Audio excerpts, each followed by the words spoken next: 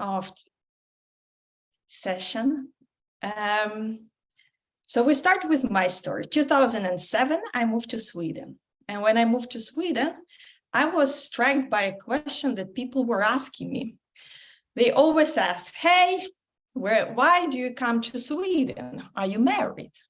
And I was so surprised. I was 18 years old, very ambitious, very smart, finished school with the best grades, finished gymnasium with the best grades.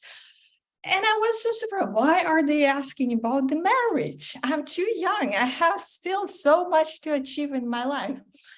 And with the cultural background that I come from, I interpreted it quite negatively.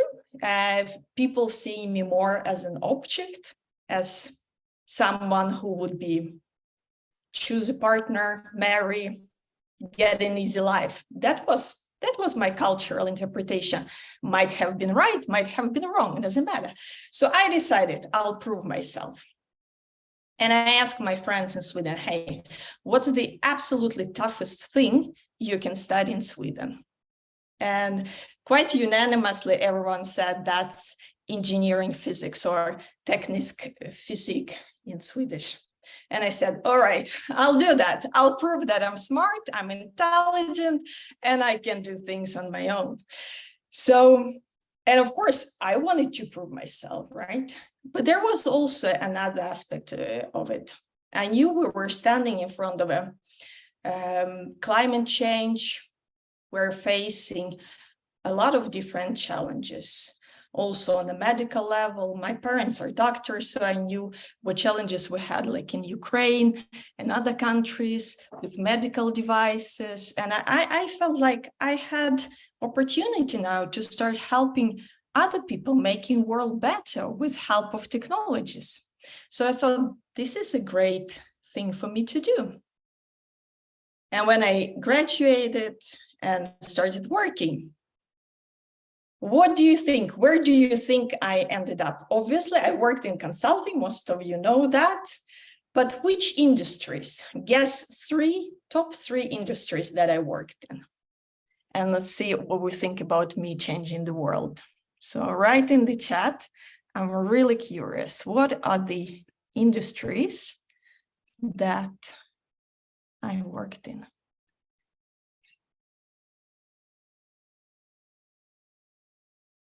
Let's see if I can.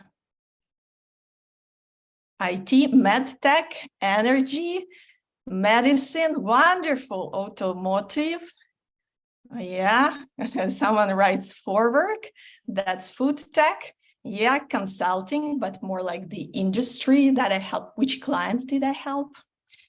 All right, finance, IT, medtech, yes, energy. That's what I thought too. You know how the reality turned out. I'll show you in a second. I ended up working with e-gambling, tobacco products, and finance and banking. Yay! I was saving the world, or was I? So this was the top three industries, my first 3 years. And you know, nothing bad about these industries. Actually, when one starts looking into it, there are some great people. I know some great people with big hearts, big brains, working with sustainable gambling, with making tobacco products, non-tobacco. And there are also people in finance and banking trying to make the deals as profitable as possible for usual consumers. But I wasn't one of those, no. In e-gambling, I was helping marketing department to segment clients with the help of data science, segment clients that could have more advertisement, that could spend more money. So that was still about consuming more, spending more money, becoming less rich, I would say. In tobacco products, I was looking into how can we interest a segment of people that is not really into these products, and that was young women, kind of myself, how we could attract them to these products. That wasn't making the world better. And in finance and banking, yeah, I was doing something similar, also with the help of beautiful tools that we have in data science. So I was doing that and kind of still not realizing maybe that I was actually not contributing to the world in the best sense. I had that feeling, but it was creeping and coming slowly and slowly. And there was one situation in my career that I want to share with you soon. And this was, this pathway was a pathway, I don't know who I am anymore. I had one vision, I have big visions. I learned Swedish, I enrolled in engineering physics, I wanted to change the world. And then I was segmenting women to buy tobacco products, women who didn't use those products. Terrible, right? Yeah, accumulating bad karma. So there is a situation in my career, and I call it the table. It was a meeting.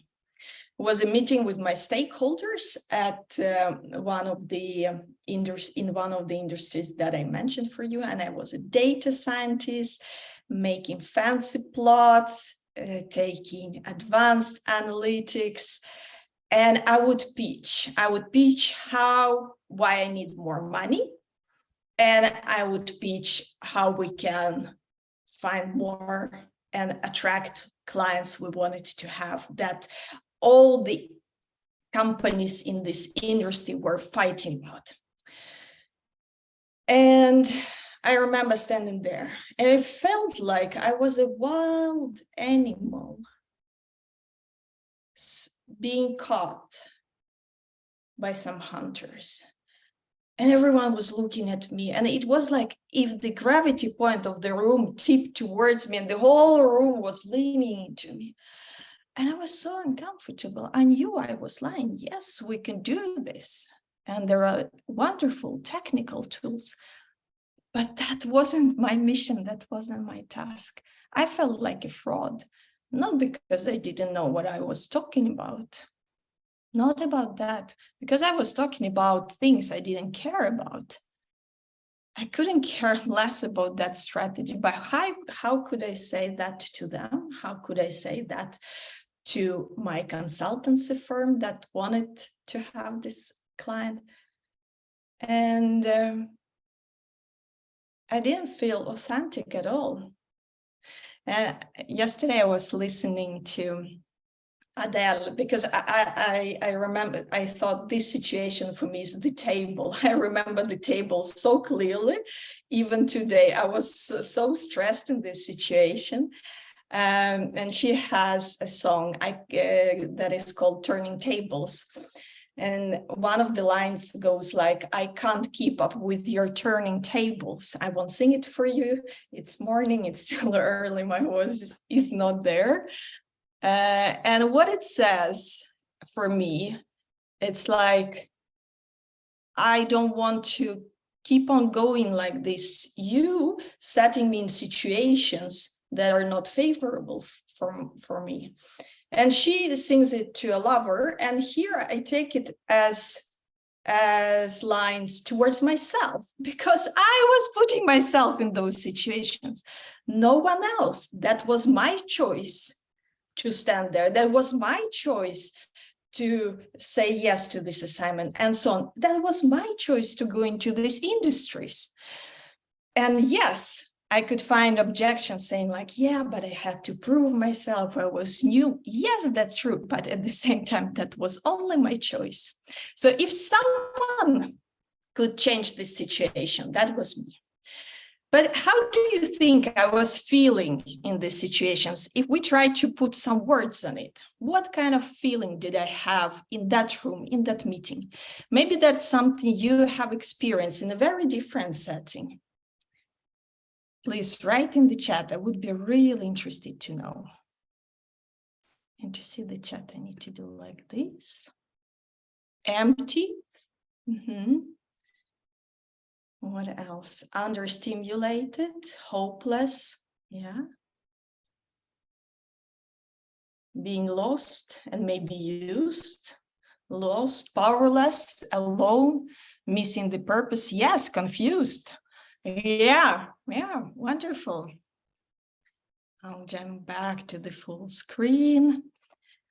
Indeed, and I wrote, I felt sadness, low self-esteem, powerless, lonely, yes, detached, no purpose, alienation. Who are these people? What am I doing? Who am I? It's a tough situation. It's a very lonely situation. And this is how we can feel when we disconnect from what is important to us. And so I was standing in a conflict, and it was heart versus mind. My mind said, this is good for me. When I have, succeeded with this assignment, then I could possibly go into something new and interesting for me. Or if I get that position or this role, and the mind has lots of when, if, then this is good for me, other people like me. And of course, at that point of time, I was quite a profile in data science internally at my company. But what was I doing with which means? It didn't make sense to me, but still I was appreciated and I wanted to have more of that appreciation. And my heart, on the other hand, said, I need more space for creation. I want to change the world in a positive direction. I want to express kindness, love. So I lacked, as we call it in psychology, congruence. This is when we are not in line, our heart, our mind, in a conflict. And we feel like separate parts always conflicting, like Palestine and Israel, or Russia and Ukraine. Those parts living in us and fighting each other. So lack of congruence was really present, and it created discomfort. And we can experience this in small or big situations. It could be about giving someone feedback that we don't feel comfortable giving. So what I felt, I didn't want the box that I created for myself, the box of I need to be a good girl, I need to do these things, I need to do it that way. I didn't want that to define me anymore. And I wanted to explore, who am I? What are my talents? And I want to share with you some lines that one of my clients once wrote. I don't want to say that my personality is fake, because this is how it can feel sometimes. I was feeling a fraud, but she writes, no, it's multifaceted. The visible side of me might not be the one that I relate to the most. It's not the one that leads me to where my heart opens and sings. And I think those words are so beautiful, saying like, I have this longing, my heart is longing for something, but my mind is stopping me. And there is this other part that needs to make a career, get the next position, or whatever that is, not listening to the heart meanwhile. So I had three options that I saw.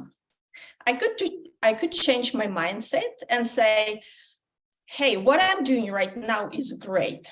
This is something that smokers do. And knowing that they shouldn't smoke, they say, yeah, I smoke, but I actually also exercise 3 times a week. So it's kind of plus minus 0. So I could change my mindset in that way and deceive myself, or I could change my situation. Or I could continue suffer, saying like, I cannot do anything. It's not up to me. I'm too small. And so with the realization that nothing will change if I do not do something differently, I knew something has to happen. What do you think? And yeah, objections. I had, of course, objections at the same time coming from fear. I was like, oh, imagine if I start changing something, saying no to the clients, saying, no, I don't want to work in those industries, be pain in the ass in a way. what would happen? Maybe I wouldn't earn as much money, or I could say, no, I don't have time for negotiations, or no, I cannot live my dream and doing what I really want because I need more education, more certificates, or I was afraid of losing status, or waiting for a perfect moment, waiting for someone who could come and say, hey, we see you in a different area, let's go. So that wouldn't happen. But all of these objections were coming to me. Maybe you have seen those in your lives as well. So what did I do? What do you think I could do in this situation? You started your own business. Not yet. That's another long story. I started small, and I'll share with you what I did do. And I also, from the same song, the quote, next time I'll be braver, I'll be my own savior. When the thunder calls for me, standing on my own 2 feet. So, and this is basically, I had to be my own savior. No one would come and save me. I had to be brave. So what I did was very simple. I needed to ask for help. So I called my salesperson at the consultancy firm and said, hey, can we have a coffee? And I was feeling really vulnerable. I would tell him, hey, I don't want to do this. Instead, I want to do that in that way, And that felt so true to who I was and so vulnerable that I was scared. I was feeling nervous. And the magic happened on his side when he said, brilliant. Yes, I think you don't fit there. Let's find something else for you. I thought of it too. I see your potential. I see you're not shining. Let's change it. And that was such a beautiful moment in my career. That was really a turning point when I started working with the teams, working with people, advancing, coaching, and finally, yes, coming to a career as a self-employed. So if we look at the situation from the top, I had to align my goals and experience. So this logical part, situations I put myself into, with values, what felt true and heartfelt, what was my inner core. So I had to align those. And can be a good guideline. Are my goals and experiences in line with my values? Am I being true to myself in the first place? And so now, coming to the part where you can do some work, I'll share with you a methodology that you can use in challenging situations when you feel this discomfort of being in a conflict with yourself in the first place. Should I say or not? Should I be honest or not? How should I behave myself? So you can use the methodology SHINE, because we want your true self, authentic self, to shine through. So first word is self-concept. You need to figure out, who do you want to be? Maybe you have a certain situation you can think about. Maybe you have it today, maybe you had it yesterday. You're here for a reason. So think now, who do you want to be in that situation or in your work? I'll give you 1 minute to write about this first step. Whom do I want to be? And what values are guiding you? So I give you 1 minute. And now we'll go into the next one. So don't cheat, don't read. The next steps, self-concept. And if you have any questions, you can ask me in the chat or unmute yourself also.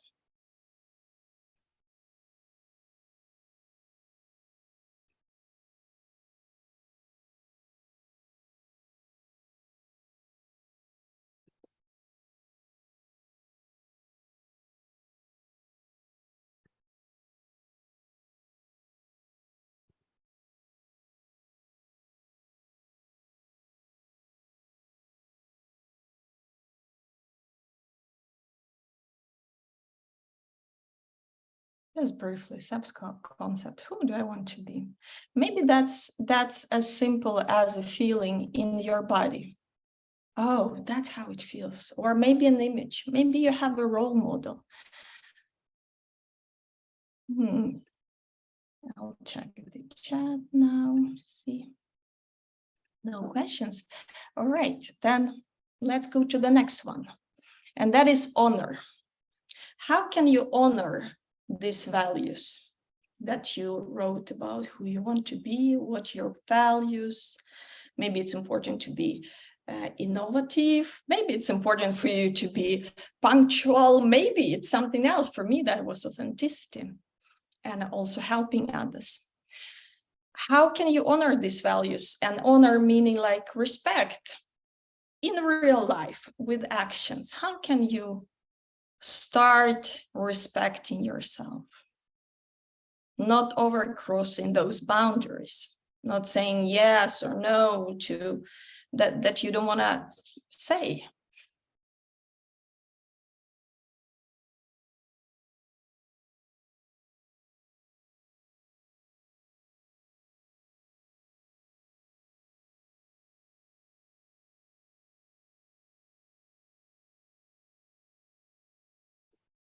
And you know, sometimes we need, of course, more time to do this. So I'll send you both the recording and presentation. You can work with it on your own. And I'll go into the next one, intuition. What is your intuition telling you? What's your heart telling you? Maybe you have something specific in mind. My heart was telling me, you need to be brave. Hey, come on, you need to make a change. You need to ask for help. And, you know, for a while I was stuck there. I knew I had to ask for help, but I was like, yeah, but maybe they know. And my coach at that time, she said, but how do they know? There is no telepathy yet, at least what we know. Maybe there is, but we're not capable of it. So you have to speak.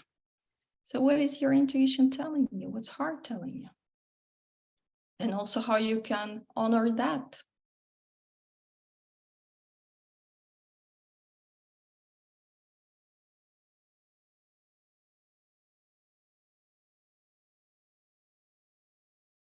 And then ask yourself, what do you need? So the next step is need. What do you need to succeed with the next step? How can you make the change? What do you need for that? The change didn't happen by itself so far. So something has to change. What do you need for that? Maybe you need to learn something. Maybe you need to talk to someone. Maybe something else has to happen.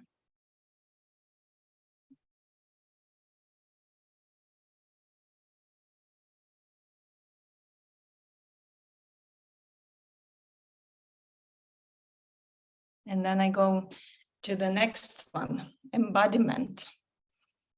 And this is about acting, behaving. How will you show up with this knowledge? So when you know your values, whom you want to be, what's your heart telling you? When you know what you need, how will you show up? What will you do differently? And how can you be the one that you want to be? Because that's only your responsibility. As tough as it sounds, it is true, which is also wonderful, that you are in charge, you are in power, not powerless, like we saw myself standing there at that table doing the presentation, but you are powerful. All right. I know it was short of time, but you'll get all of this and you have opportunity to work on this at home. And this is the tool I suggest you work with, maybe on a weekly basis for a month, to see where does that get you? What answer do you get? Because every time we take it and we use it, we get new perspectives and we get new deepened answers. So think for yourself, what's your takeaway? You can also write it in the chat. What's your takeaway? What are you taking with you from here?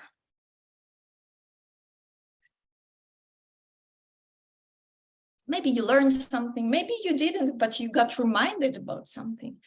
What do you take with you? You are here for a reason. Yes, and others can't read my mind. That's it. Yeah. That's a powerful one, especially in intimate relationships. I was thinking that my partner could read my mind, that would run us into problems. I stopped believing that, and it resolved a lot of conflicts. Continue on the path of authenticity, speaking my truth. Beautiful. Yeah, we need to speak out for ourselves in order to achieve what we want. Yes. Carmen writes, go for it. Yeah. Helena writes, I love the questions. Good to reflect around all of the perspectives. Malena says, I don't have the answers to all of the questions. Wonderful. That's great. So exciting. Then you have something to explore. Yeah, Felix says, I'm in charge of who I want to be as a person. Yeah. Case says to reflect on my inner harmony using these questions. Yeah, going further on the path you wish. Beautiful. Thank you for sharing that wisdom. Thank you for coming. It's 9:30. If you want to go even deeper and discuss this, or maybe you want to explore some of the questions, book your free coaching session with me. I'm available here. It would be wonderful to talk with you. I wish you all great Friday. Take care of yourselves. Shine bright and have a wonderful weekend. Thank you for coming. It was a pleasure to have you all here.